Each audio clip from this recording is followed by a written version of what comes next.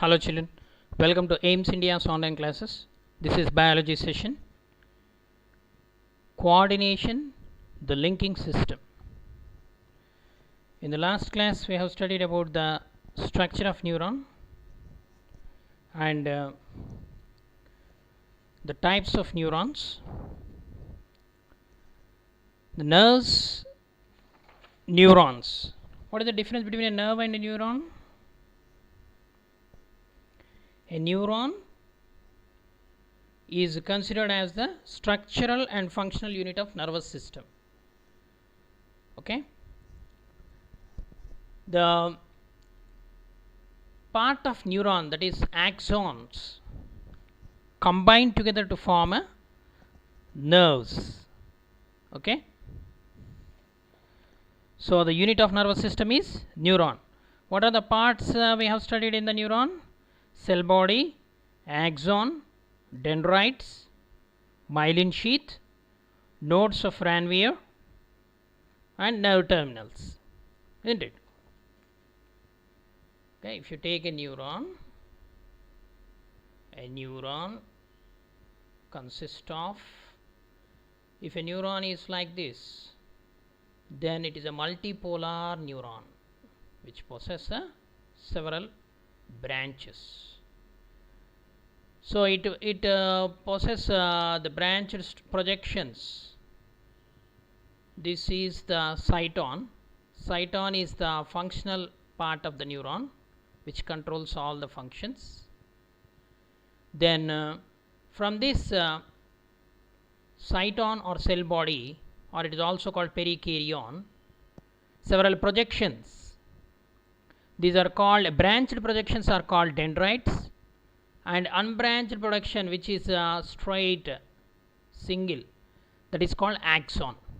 Okay, so this axon is covered by means of a sheath made of fatty substance, that is called a myelin sheath.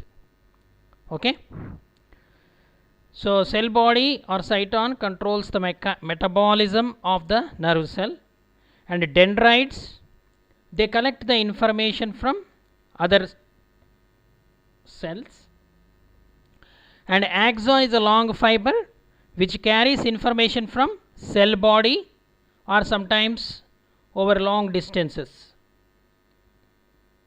Okay, so this myelin sheath possesses some gaps. These gaps are called Ranvier nodes. Ranvier nodes means, so these are gaps.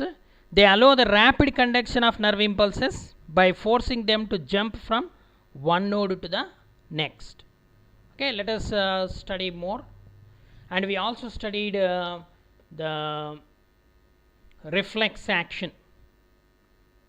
Okay, about the types of neurons, sensory neurons, motor neurons, and associated neurons also we have studied in the last class. After that we come across the reflex action. So let us continue the reflex arc. You might have experienced what happens when you do things consciously, and otherwise what happens, it may lead to some accidents. For example, say when you are performing an action such as running upstairs, if you start to think about where your feet are going, you often stumble. If you just think about where your feet, you are keeping the feet. Okay, so the interesting thing is that the same effectors in the leg muscles can be made to perform very special movement under the control of conscious mind. For example, you are playing a football. At the time, the muscles of the leg operate both by reflexes and voluntarily. A reflex action is an involuntary action, but voluntary action involves the brain. Reflex action does not involve any brain. Okay, any part of the brain is not involved in the reflex actions. So reflex actions are the study and sudden immediate actions which involve the participation of spinal cord. Okay, so here in the image given here, the spinal cord. So the structural and functional unit which carry out reflex actions is called a reflex arc. So this reflex arc include a sensory nerve, a motor nerve, an effector, and an associated neuron. Associated neuron is nothing but a spinal cord. Okay. So most actions of our body are actually controlled together by voluntary and involuntary pathways. Okay, not only the voluntary pathways, even sometimes we are protected by involuntary pathways also. Not sometimes, every time. From birth to death, some involuntary actions continue. Okay, think any of the actions and try to make the sketch of reflex arc. So here one example is given. You can see it is a reflex arc. So a hot object is kept here. When you're trying to touch it, okay, the pain receptors which are present on the finger, okay, sensory neuron carries that information to the associated neuron or spinal cord, where the response is generated, and again efferent neuron or motor neuron carries that information to the hand, and we immediately withdraw our hand. Okay, the voluntary and involuntary actions in our body are controlled by nervous system. Okay, they are under control of a nervous system. We may study our nervous system on the basis of areas from which nerves originate and then spread out to the whole body as mainly two divisions. One is central nervous system and the other one is peripheral nervous system. The central nervous system is a part of nervous system. It coordinates all neuronal functions. Okay, in vertebrates it contains in vertebrates mainly it consists of brain and spinal cord. Okay, so let us study the central nervous system, which include brain and spinal cord. This is the brain. Central nervous system coordinates all neuronal functions. If you see the brain size, the proportionate to the body size, the human brain is the largest in all animals, and it is the most developed. Okay, the brain is present in the hard bony box. It is called a cranium. Cranium. It is also called the skull. Cranium. It is covered by three layers called meninges. The brain is covered by internally. Externally it is protected by bony box called cranium. Internally it is protected by meninges, three layers. Okay, the meninges are continuous and cover the even spinal cord as well. Okay, the meninges which are continuous with the spinal cord consisting of three layers. The outer layer is called dura mater, outer dura mater, middle arachnoid membrane, and inner pia mater. Inner pia mater. The space between the inner two layers is filled with cerebrospinal fluid. The space between the two inner layer is filled with cerebrospinal fluid, which acts or which serves as a shock absorber and protect the brain against the jerks and jolts. And this fluid also supplies the cerebrospinal fluid, CSF. It also supplies the nutrients and cerebrospinal fluid. It also supplies nutrients and respiratory gases and also removes the waste materials also. Okay. The cells of the anterior and posterior choroid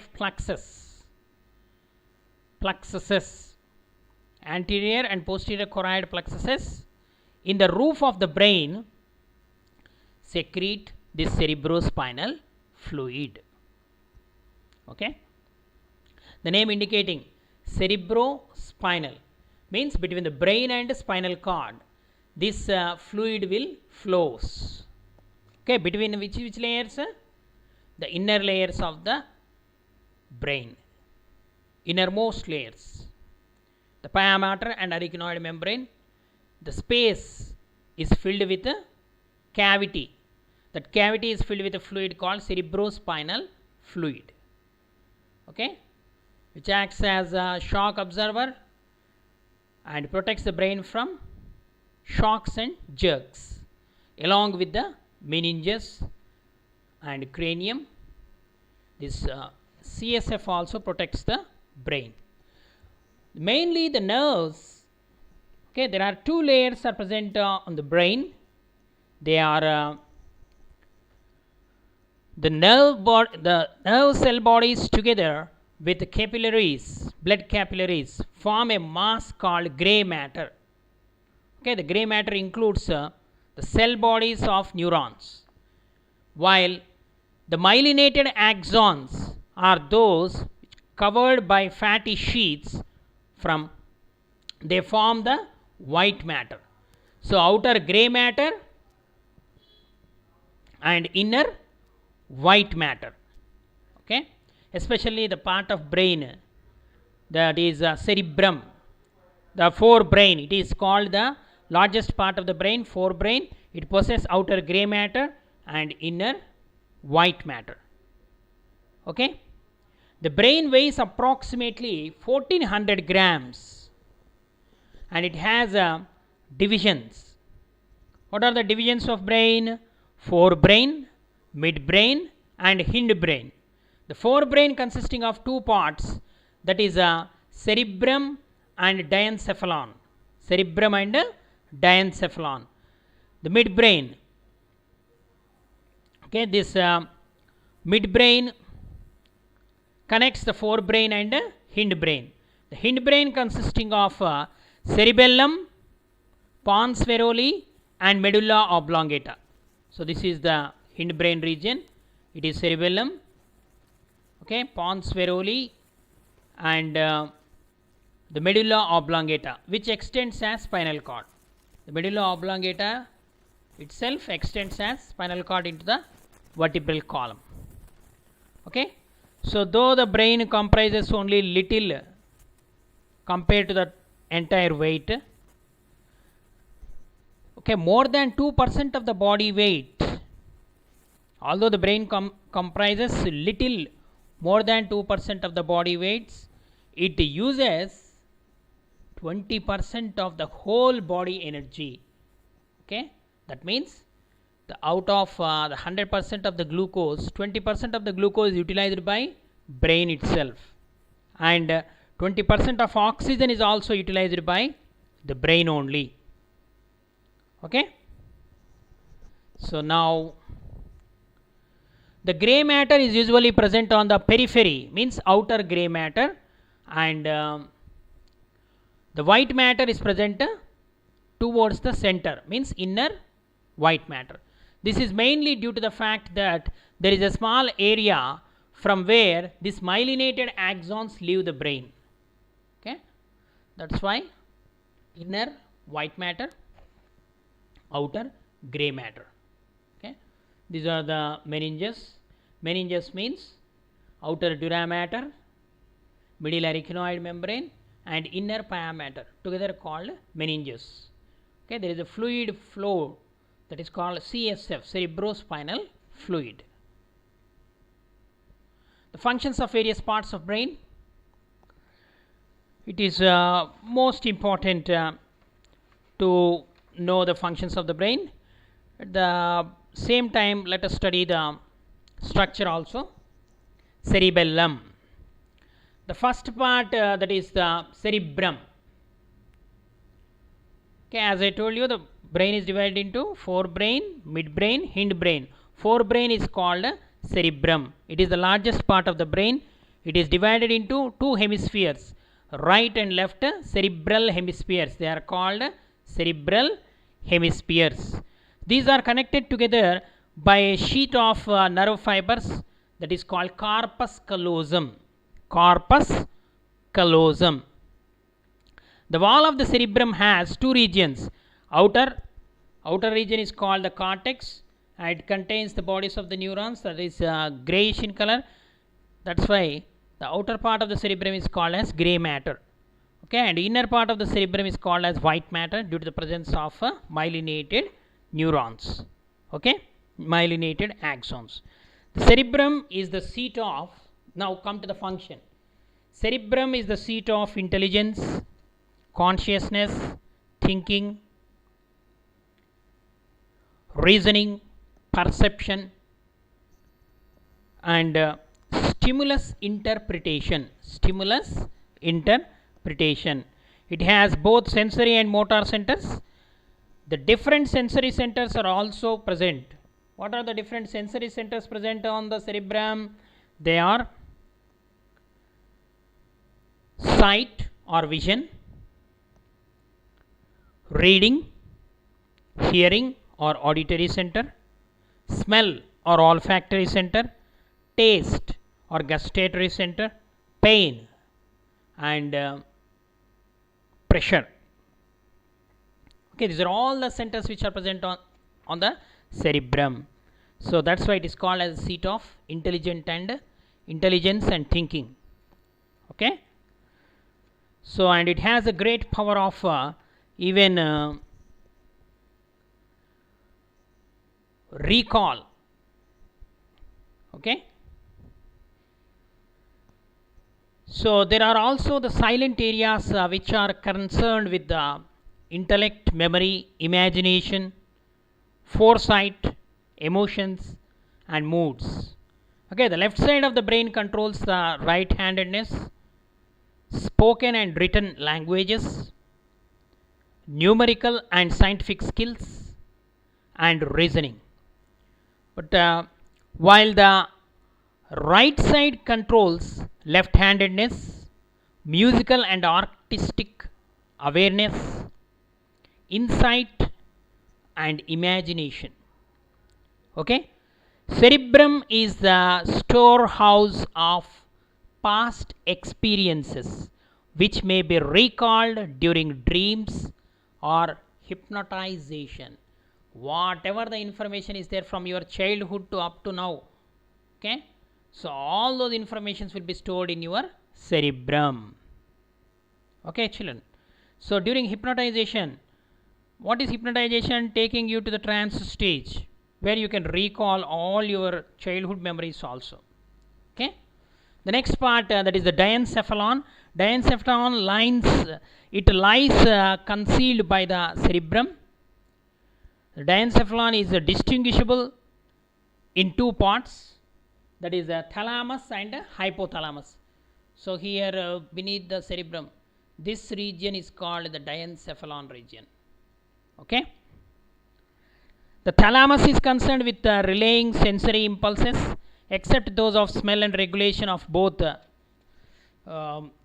especially the smell and regulation of smooth muscles activity, and hypothalamus coordinates the various autonomic activities of the body including water balance, control of pituitary, regulation of heat or body temperature, blood pressure. Diencephalon has a cavity called the third ventricle. So there is a brain cavity, we are calling it as the third ventricle present in the diencephalon region. Okay, and the roof of the diencephalon possesses an anterior choroid plexus. It possesses an anterior choroid plexus. So this will form the cerebrospinal fluid.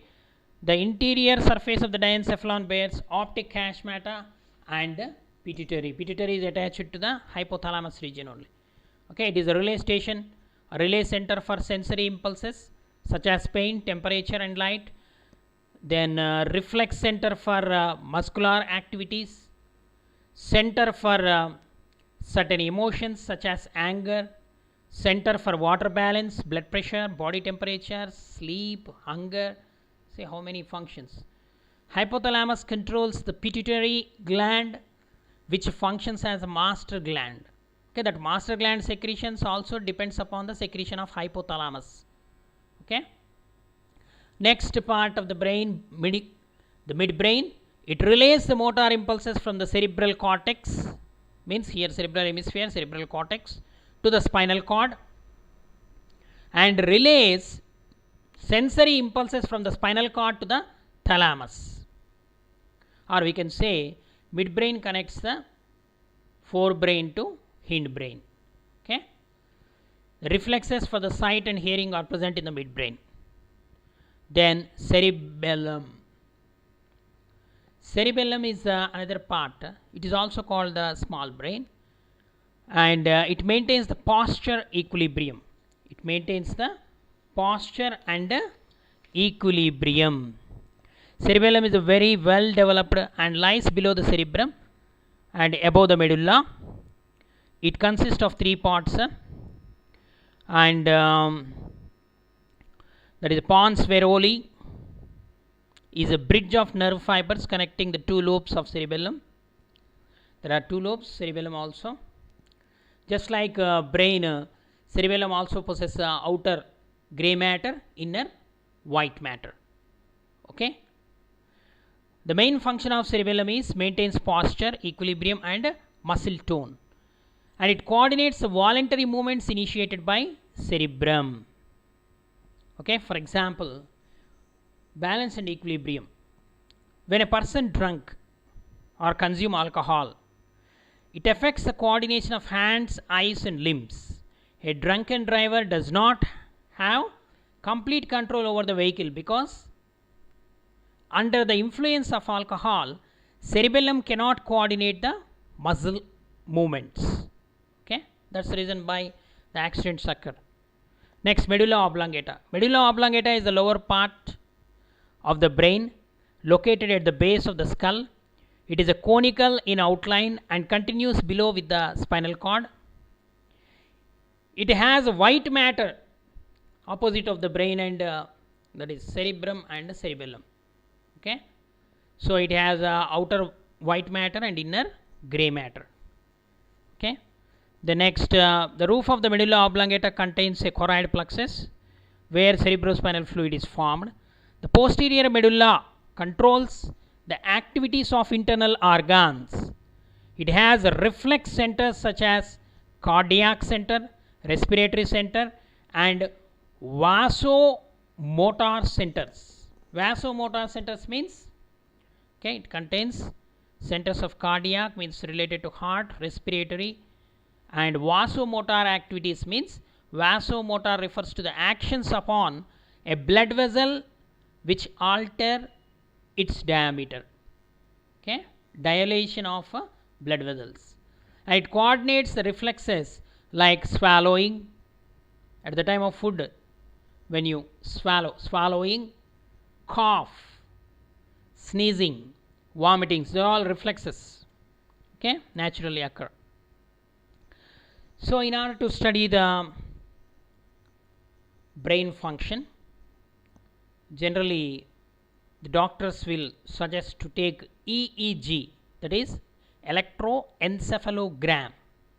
Electroencephalogram.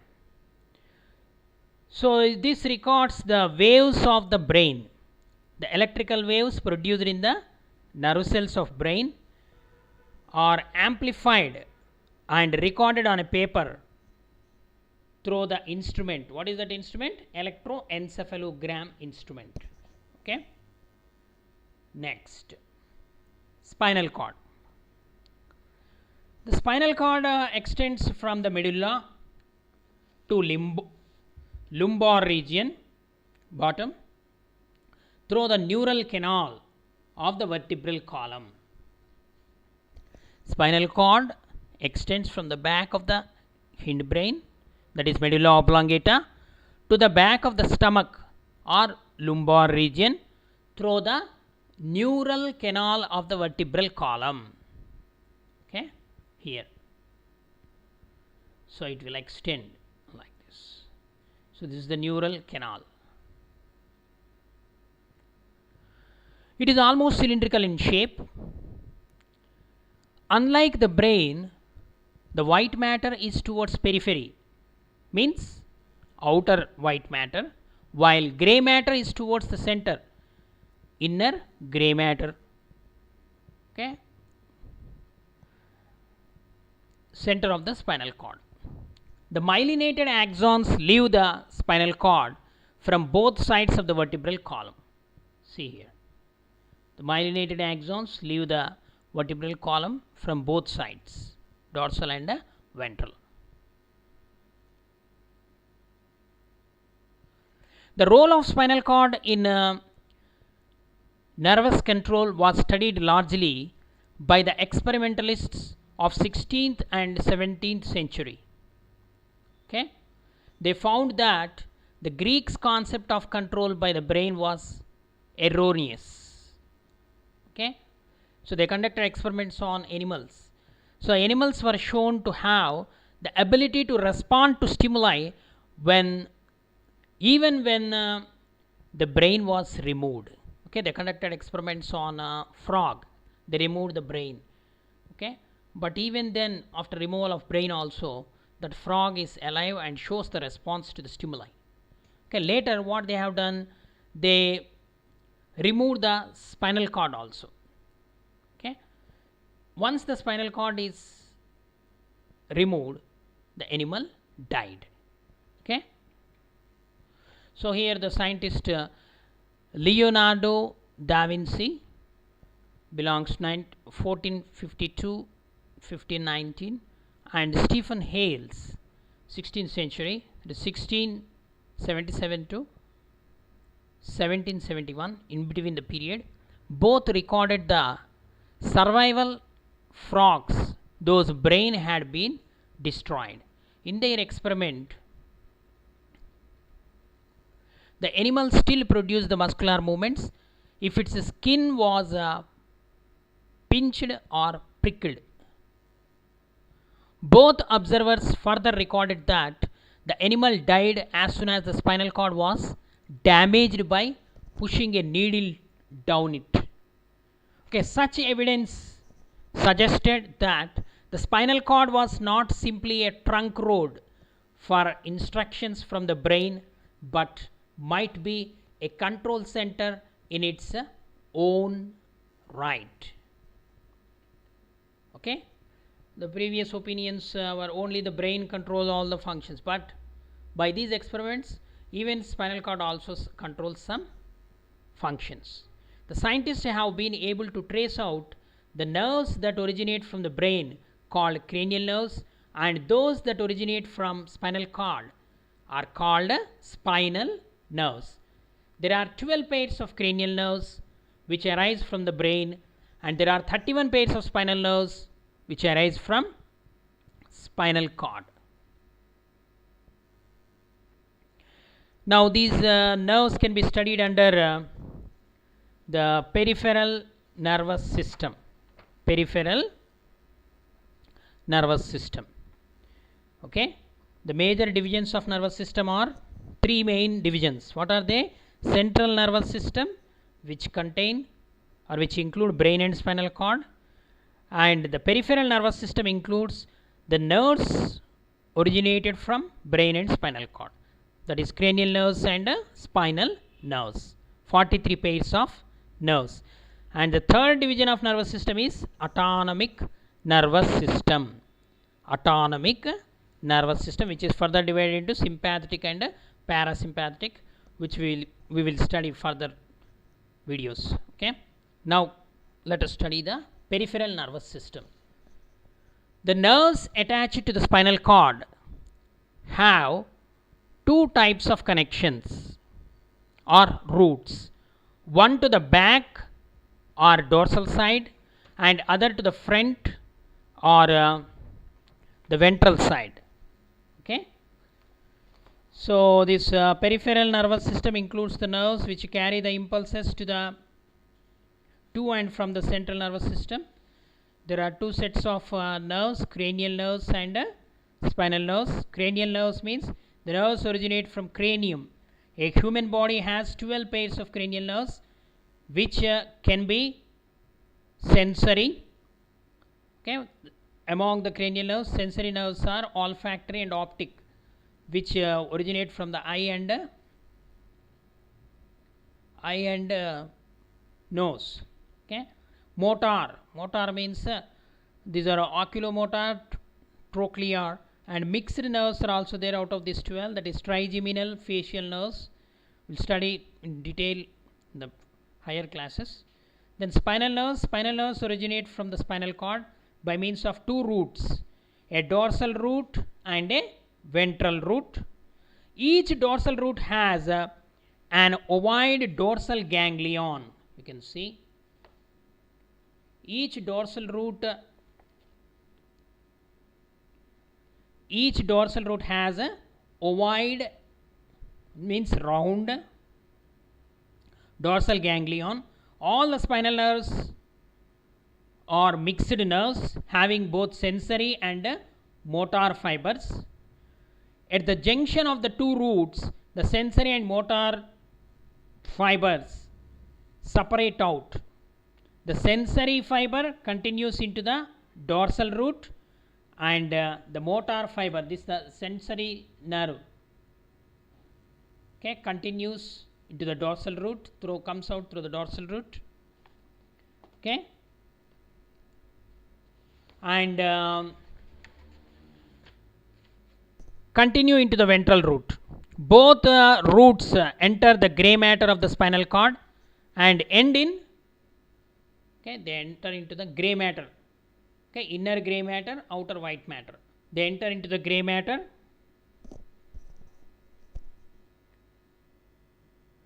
And a human body has 31 pairs of spinal nerves, and these are classified in 5 groups. Okay, that is thoracic, cervical, thoracic, lumbar, sacral, occipital. Okay.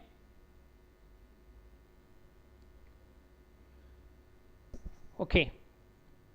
Now let us continue the experiment work of two main scientists. Who are they? The experimental works of the two main scientists, that is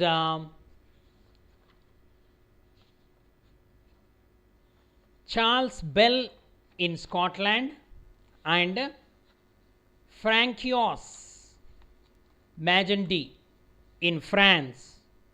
Okay, in the early 19th century, they showed that these roots have different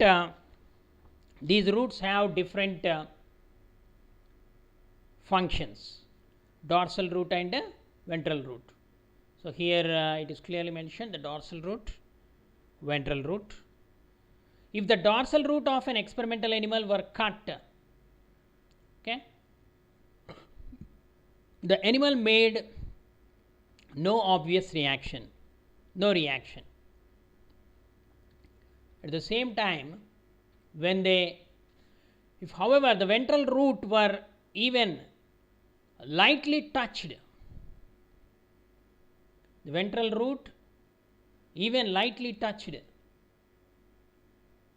the muscles to which the nerve was connected switched violently, means responded violently. Okay, means the ventral root evidently controlled muscular activity, the dorsal root did not. By this experiment, what they came to know, the ventral root controlled muscular activity, but the dorsal root did not. In 1822, they suggested that dorsal root carried messages of sensation inwards, while the ventral pathway carried outwards, information outwards, the instruction for muscular contraction. Okay, so finally we can come to conclusion that a dorsal root, which is sensory root, A dorsal root is a sensory root which sensory nerve pass through the dorsal root, and a ventral root is a motor root where motor nerve pass through it, reach the effector organ. Okay, that's the reason why whenever the information, okay, during the reflex action, okay, it is a unit, reflex arc is a unit which carry the reflex action. Okay, so first the information carried by sensory neuron which are arised from the receptors goes through the dorsal root, okay, and enters the gray matter, inner gray matter, where associated neurons are present. The information is processed and the response is generated, and it is the ventral root through which the motor neuron comes out or carries the response in the form of electrical impulses and pass that information to the effector. So, immediate response. Okay. Okay, children. That is called reflex action. So please read the textbook, children, and clarify the doubts. Thank you for watching our video. Please subscribe our channel and press the bell icon for receiving latest updates.